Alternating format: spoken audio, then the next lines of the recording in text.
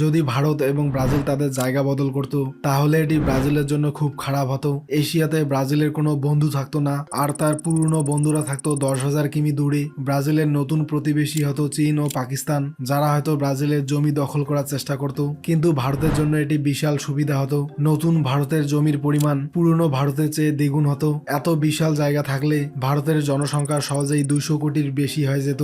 ভারতের নতুন প্রতিবেশীরা অনেক দুর্বল হতো, তাই ভারত হয়তো তাদের জমি দখল করারও চেষ্টা করত। কিন্তু একটা দেশ এতে খুশি হতো না, মার্কিন যুক্তরাষ্ট্র। এতে ভারত ও আমেরিকার মধ্যে বিরোধ শুরু হতে পারত, আর সম্ভবত বড় যুদ্ধও লাগতে পারত।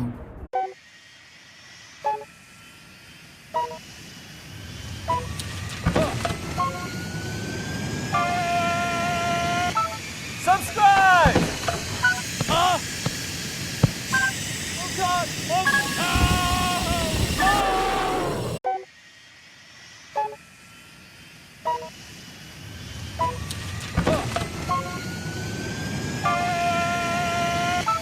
Subscribe!